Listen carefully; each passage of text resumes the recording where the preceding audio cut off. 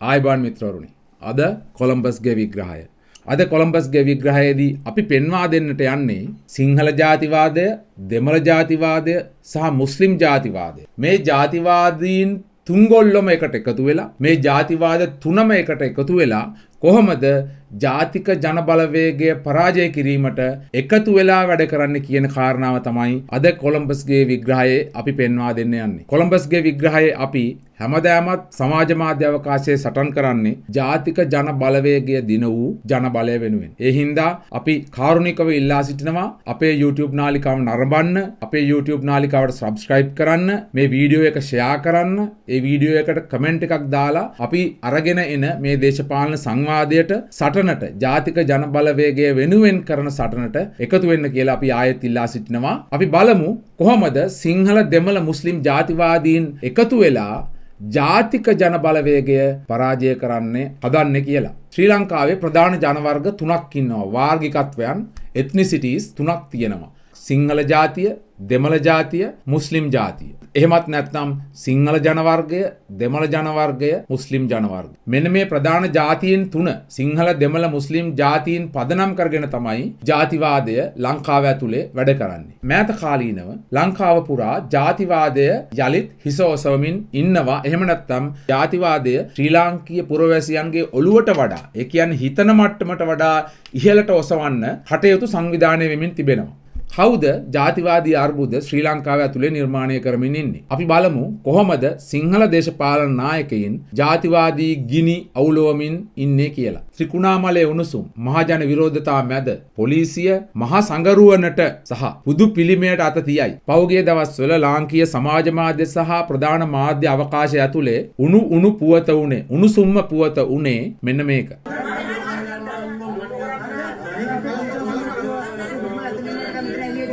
ඒ තමයි ලංකාවේ දේශපාලන බලය ලබා ගැනීමට ජාතිවාදය පාවිච්චි කරන සිංහල පාලක පන්තියේ උපක්‍රමය. ඒගොල්ලොම හදන මතය තමයි අපට උතුරු නැගෙනහිර පන්සල් හදන්න බෑ, අපට උතුරු නැගෙනහිර බුදු පිළිමයක් තියලා වන්දනාමාන කරන්න බෑ, දෙමළු උතුරු නැගෙනහිර අල්ලලා ඉවරයි.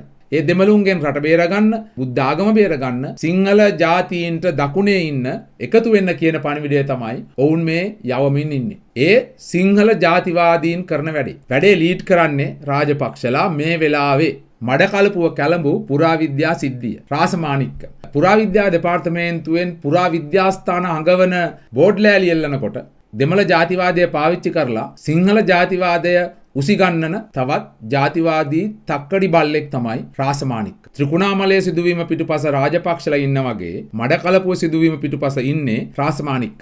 දෙමළ ජාතීන් පාවිච්චි කරලා සිංහල මහා ජාතිවාදය අවුලවන්නට හදන එක තමයි රාසමාණික්කම් කරමින් ඉන්නේ. ඒ විතරක් නෙවෙයි, මුස්ලිම් ජාතිවාදයත් වැඩට බහැලා තියෙන්නේ. ඔබට මතක නම් පහුගිය දවස්වල මුස්ලිම් සංවිධාන විජිත හේරත් සහෝදරයා හම්බ වෙලා අහනවා අපට හෙදියන් විදියට හිස ආවරණය කරගෙන, මූණ නෙමෙයි හිස ආවරණය කරගෙන වැඩ කරන්න පුළුවන්ද කියලා. මුස්ලිම් සංවිධාන දාලා ඒ ප්‍රශ්නය ජාතික ජන බලවේගයෙන් ඇස්සෙව්වේ බදුර්දීන්ලා, හිස්බුල්ලලා සහ හකීම්ලා එකතු වෙලා. ඒ පිටුපස හිටියේ මුස්ලිම් දේශපාලන නායකයින්. ඔවුන්ගේ අරමුණ උනේ මුස්ලිම් ජාතිවාදය පාවිච්චි කරලා සිංහල ජාතිවාදය අවුස්සවන්න. ඒ සම්බන්ධයෙන් මම වීඩියෝ එකක් කරලා තියෙනවා, පුළුවන් නම් බලන්න. ඔවුන් ජාතික ජන බලවේගයෙන් ඉල්ලුවේ දැනටමත් රනිල් වික්‍රමසිංහ, සජිත් ප්‍රේමදාස සහ නාමල් රාජපක්ෂ එකතු වෙලා කරපු ආණ්ඩුව වලින් දීපු අයිතියක්. දීපු දෙයක් ආපහු ඉල්ලුවේ ජාතික ජන බලවේගය අමාරුවේ දාන්න, සිංහල ජාතිවාදී ඡන්ද ජාතික ජන බලවේගයට එරෙහිව වටන්න තමයි මේ මුස්ලිම් ජාතිවාදීන් ඒ ප්‍රශ්නය විජිත හේරත්ගෙන් ඇස්සෙව්වේ. ඒ කියන්නේ ඒගොල්ලන්ගේ වැඩ කරමින් ඉන්නවා. ඒ කියන්නේ මහින්දලා සිංහල ජාතිවාදය අවුස්සනවා, රාසමාණික්කම්ලා, සුමන්දිරන්ලා, තොණ්ඩමන්ලා දෙමළ ජාතිවාදය අවුස්සනවා, බදුර්දීන්ලා, හකීම්ලා, හිස්බුල්ලලා මුස්ලිම් ජාතිවාදය අවුස්සනවා. ඒ කියන්නේ මේ කට්ටිය වැඩ පටන් අරගෙන තියෙන්නේ ඒගොල්ලන්ගේ ග්‍රවුන්ඩ් වල. ඒගොල්ලෝ ජාතිවාදය ඇවිස්සීමේ වැඩේ සීරියස් විදියට පටන් අරගෙන තියෙන්නේ. අන්න ඒක ප්‍රතිඵලයක් තමයි පහුගිය දවස්වල මේ ජාතීන් අතර අර්බුද ඇති කරන්නට ඇති කළ සිදුවීම්. ඒවා ඇති උන සිදුවීම් නෙවෙයි. මම මේ විස්තර කර සේරම සිදුවීම් ඇති කළ සිදුවීම්. හැබැයි මේ බැලුබැල්මට මේ ජාතිවාදීන් හතුරු. ඡන්දය දෙන ශ්‍රී ලාංකීය පුරවැසියාගේ අත්දැකීම තමයි සිංහල ජාතිවාදයට හතුරුයි දෙමළ ජාතිවාදය, සිංහල ජාතිවාදයට හතුරුයි මුස්ලිම් ජාතිවාදය. හැබැයි අද කොළඹ සිලබස් පෙන්වා දෙන්න යන්නේ මේ ජාතිවාදයන් තුනම එකතු වෙලායි වැඩ කරන්නේ. මේ ජාතිවාද තුනම ආරම්භ වන්නේ එක තැනකින්. ලංකාව ඇතුලේ තියෙන්නේ රේසිස්ට් පොලිටිකල් සිස්ටම් එකක්. ඒකේ මේ කරන වැඩවලින් වෙන්නේ මෙන්න මේ රේසිස්ට් පොලිටිකල් සිස්ටම් එක. ජාතිවාදී හෙවත් වර්ගවාදී දේශපාලන ව්‍යාපෘතිය තවදුරටත් ඉදිරියට යන එක. ප්‍රගතිශීලී වෙසින් සිටින තක්කඩියෙක් වන තරිඳු උගුඩුවා ගෙදර මෙන්න මේ රාසමාණික්කම් කියන දඩබල්ලා ජාතිවාදී දඩබල්ලා එයාගේ channel එකට ගෙන්නලා රාසමාණික්කම් උඩ දානවා. රාසමාණික්කම් කියනවා අපි අවුස්සන්නේ නැහැ. අවුස්සන්නේ රාසමාණික්කම තමයි. මේ ජාතිවාදී අවුස්සන්නේ නැතුව රාසමාණික්කම්ලට ජීවන මාර්ගයක් නැහැ. ජීවත් වෙන්න විදියක් නැහැ. බලය ගන්න විදියක් නැහැ. ඒක නිසා ඇත්තට මේ සිදුවීම දැක්කම මර නිකන් අර ෆ්‍රස්ට්‍රේෂන් එකක් නැත්නම් ඩිසපොයින්ට්මන්ට් එකක් තමයි ඇත්තටම ආවේ. මොකද නැවත වාරයක් මේ ආණ්ඩුව තුලත් අපිට මෙන්න මේ වගේ ඉෂුස් වලට දැන් මෙන්න ඉදිරියට මුහුණ දෙන්න වෙනවා කියන එක. ඒක මම විතරක් නෙවෙයි ඔයගොල්ලොත් රටේ ජනතාව තේරුම් ගන්න වෙන දෙයක්. ඔව්. ඉතින් මාරත්තාවේ දැඩි කේන්තියක් මට හිතෙනවා. තක්කඩි ත්‍රිකුණාමලය මඩ කලපුව සහ මේ හෙදියන්ගේ නැති ප්‍රශ්නයක් නැති නිලැඳුම් ප්‍රශ්නයක් අදගෙන මේ ජාතිවාදයේ අවුස්සන එකේ ඇත්ත කතාව මෙයා කියනවා. මොකද්ද? මූ මේ කියන්න හදන්නේ මේ ආණ්ඩුව ඇතුළේ සුළුතර දෙමළ ජාතියට පීඩාවට පත් වෙන්න වෙනවා. ඔවුන්ගේ අයිතිවාසිකම් නැති වෙනවා කියලා. ජාතික ජනබලවේගයට ඡන්දය දුන් දෙමළ ජාතිය ජාතිවාදය පාවිච්චි කරලා ජාතික ජනබලවේගයෙන් ඒ විතරක් නෙමෙයි ශ්‍රී ලාංකීය ජාතිකත්වයෙන් ශ්‍රී ලාංකීය රාජ්‍යයෙන් අයින් කරන්නයි මෙයා මේ බබා වගේ වැඩ කරන්නේ. ඔයි තරිඳු උගුඩුවා ගෙදරලත් එක්ක එකතු වෙලා රට හන්දන්න හැදුවට මචං රාසෝ උඹට අපි හන්දන්න බෑ. ඊටාම වැදගත් ලංකාවේ මේ ජාතිවාදයේ වැඩ කරන විදිය දැනගන්න එක. මොකද ජාතිවාදයේ වැඩ කරන්නේ ජාතිවාද වලට විරුද්ධව නෙමෙයි පොදු ජනතාවට විරුද්ධව. ජාතිවාදයේ දේශපාලනයේ ප්‍රධාන සාධකයක් උනේ ලංකාවේ රජ කාලේ නෙමෙයි. ජාතිවාදයේ ලංකාවේ දේශපාලන සාධකයක් බවට එහෙම නැත්නම් ටූල් එකක් බවට උපකරණයක් බවට පත් කළේ ශ්‍රී ලංකාව යටත් කරගත් යුරෝපීය ජාතිකයින් පෘතුගීසින් ලන්දේසීන් සහ ඉංග්‍රීසීන්. ඒ හින්දා මේක රජ කාලේ ප්‍රශ්නයක් නෙමෙයි. මේක යටත් විජිත උරුමයක්. ජාතිවාදය කියන්නේ අපට ලැබුණු යටත් විජිත උරුමයක්. තිරිසන් බ්‍රිතාන්‍ය පාලකයින් ජාතිවාදය පාවිච්චි කළේ divide and rule කියන ආකාරයට. ඒ ෆෝමැට් එකෙන් තමයි ලංකාවේ ජාතිවාදය පාවිච්චි කරේ. බ්‍රිතාන්‍යයන් යටත් කරගත් සිය ගණනක් යටත් විජිතවල ඔවුන් පාවිච්චි කරපු දේශපාලන උපක්‍රමය ප්‍රධානම දේශපාලන උපක්‍රමය තමයි divide and rule. කියන්නේ බෙදා පාලනය කිරීම. බ්‍රිතාන්‍යයන් divide and rule කියන එක ලංකාවේ පාවිච්චි කළේ ඉන්දියාවට වඩා වෙනස් විදියට. ලංකාව ඇතුලේ ඔවුන් divide කරේ බෙදුවේ ජාතීන් එහෙම නැත්නම් ජන වර්ග. 1948 ශ්‍රී ලංකාව නාමික නිදහස ලබා ගත්තට පස්සේ විශේෂයෙන්ම 1977න් පස්සේ මේ divide and rule බෙදා පාලනය කරන ක්‍රමවේදය ලාංකීය දේශපාලනයේ අධිනිශ්චිත වෙනවා. දැන් ලාංකීය දේශපාලනයේ පදනම divide and rule කියන එක. කොලම්බස්ගේ විග්‍රහයට අනුව ඉතා පැහැදිලිව divide and rule බ්‍රිතාන්‍යයන්ගේ උපක්‍රමය විතරක් නෙමෙයි 1948න් පස්සේ එහෙම නැත්නම් 1977න් පස්සේ ලංකාව පාලනය කරන දේශපාලන ක්‍රමයක් divide and rule තමයි. divide and rule බෙදා පාලනය කිරීම කියන උපක්‍රමය ලංකාවේ වැඩ කරන්නේ ලාංකීය දේශපාලනයේ ලාංකීය සමාජයේ වැඩ කරන්නේ අධියර දෙකකින්. එතකොට ඒක ක්‍රියාත්මක කරන්නේ ශ්‍රී ලාංකීය සිංහල දෙමළ මුස්ලිම් පාලක පන්තීන් සහ පාලක කණ්ඩායම්. පළවෙනි අධියර තමයි before election. එතකොට ඒකෙදි කරන්නේ divide the nation. divide the nation. ජාතීන් බෙදනවා. සිංහල ජාතිවාදී නායකයින් සුළු ජාතීන්ට ඇටැක් කරනවා. මතකයිනේ ඡන්දයක් ලං වුණාම වඳ කොත්තු වඳ බෙෂියර් වඳ ඔපරේෂන් ඒව හම්බ වෙනවා. ඊපස් දෙමළ ජාතිවාදී අවුලවල කෑ ගහනවා සිංහල ජාතිවාදී ආණ්ඩුව අපේ දෙමළ ජනතාව පෙළනවා කියලා. රාසමාණික්කන්ලා සුමන් දිරන්ලා වගේ. ඒ වගේම ඡන්දෙට කලින් මුස්ලිම් දේශපාලන නායකින් කෑ ගහනවා අපේ ආගමික අනන්‍යතාවයේ අපේ මුස්ලිම් ජාතිකත්වයේ අර්බුදයට ගිහිල්ලා විනාශ කරන්න හදන්නේ මුස්ලිම් දේශපාලන නායකයින් ඒ විදියට මුස්ලිම් ජනතාව අතර සිංහල ජනතාව ගැන සිංහල ජාතිය ගැන බයක් ඇති කරනවා. ඒ විදියට සිංහල දෙමළ දේශපාලන නායකයින් එකතු වෙලා පොදු ශ්‍රී ලාංකීය ජනතාව බෙදනවා සිංහල දෙමළ මුස්ලිම් විදියට එකිනෙකාට බිය ජන කණ්ඩායම් බවට පත් කරනවා ඒ සිංහල දෙමළ මුස්ලිම් ජන ප්‍රජාව. divide the nation එක බෙදනවා. හැබැයි before election පළවෙනි අධියර තමයි divide, දෙවන අධියර තමයි rule. එතකොට ඒකෙදි වෙන්නේ ඒ දෙවන අධියරෙන්නේ after election. rule එන්නේ after election. ඡන්දෙන් පස්සේ after election rule together. එකතු වෙලා පාලනය කරනවා. එතන ඡන්දයට කලින් divide ජාතිය බෙදුවා. ඡන්දෙන් පස්සේ සිංහල නායකයෝ, දෙමළ නායකයෝ, මුස්ලිම් නායකයෝ අර ජනතාව බෙදපු නායකයෝ පාර්ලිමේන්තු වෙනවා. පාර්ලිමේන්තුවේදී එකට එකතු වෙනවා. මේ සිංහල දෙමළ මුස්ලිම් නායකයෝ එකතු වෙලා ශ්‍රී ලංකාව අපූර්වට පාලනය කරනවා. ඒගොල්ලෝ ජාතිය බෙදුවා. දැන් එකතු වෙලා පාලනය කරනවා. 2000න් පසු හැම ආණ්ඩුවක්ම මම මේ කියන න්‍යාය පැහැදිලි කරන්න විතරක් නෙවෙයි ඔප්පු කරන්න උදාහරණ. රාජපක්ෂලා ජනාධිපති වෙනවා, බදුර්දීන්ලා ඇමතිවරු වෙනවා, තොණ්ඩමන්ලා ඇමතිවරු වෙනවා. ජනතාව එකිනෙකාට වෛර කරමින් ඉන්නවා. ඒ කියන්නේ පොදු සිංහල දෙමළ මුස්ලිම් ජනතාව එකිනෙකාට වෛර කරමින් ඉන්නවා. මේක සයිකල් එකක්. ඉලෙක්ෂන් නේ. ඉලෙක්ෂන් කියන්නේ අවුරුද්දකට හමාරකට සැරයක් එන එකක්.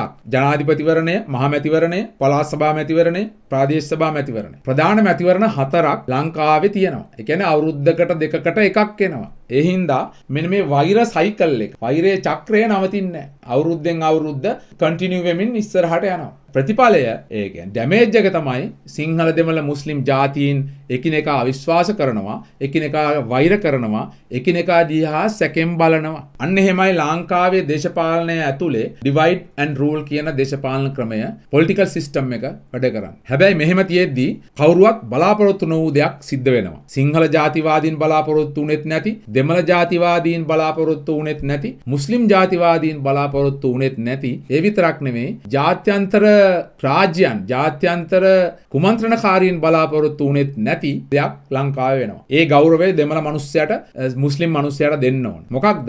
2024 මෙන්න මේ race based politics, එහෙම නැත්නම් ජාතිවාදය පදනම් වූ දේශපාලන ක්‍රමය ලංකාවේ පළවෙනි වතාවට අර්බුදයට යනවා. කවුරුත් බලාපොරොත්තු නොවූ විදියට කොටින්ම අනුර කුමාර දිසානායකවත් ටිල්වින් සිල්ලවත් බලාපොරොත්තු නොවූ විදියට ජාතික ජන බලවේගයේ ආණ්ඩුවක් සිංහල, දෙමළ, මුස්ලිම් මෙන්න මේ ජාතීන් තුනේම ඡන්දෙන් බලයට එනවා ලංකා ඉතිහාසයේ පළවෙනි වතාවට. පළවෙනි වතාවට ඒ විතරක් නෙවෙයි සමානුපාතික ක්‍රමය යටතේ 3/2 බලයක් ගන්නවා. ලෝකෙ හෙල්ලෙන්න ඕන ඡන්ද ප්‍රතිඵලයක්. දේශපාලන බලය ගන්න ජාතිවාදය පාවිච්චි කරන්නේ නැතුව ලංකා ඉතිහාසයේ පළවෙනි වතාවට ජාතික ජන බලවේගය අනුර කුමාර දිසානායකගේ නායකත්වයෙන් දේශපාලන බලය ගත්තා. ඒක තමයි රිවොලූෂන් එක. JVP එක කරපු විප්ලවය ඒක. කිසිවකුත් බලාපොරොත්තු නොවූ විප්ලවීය ජයග්‍රහණය නිසා ලංකාවේ දේශපාලනය විතරක් නෙවෙයි ජාත්‍යන්තර දේශපාලනයටත් තර්ජනයක් ආවා. සිංහල ජාතිවාදී නායකයින්, ඒ කියන්නේ මහින්ද රාජපක්ෂලා වගේ,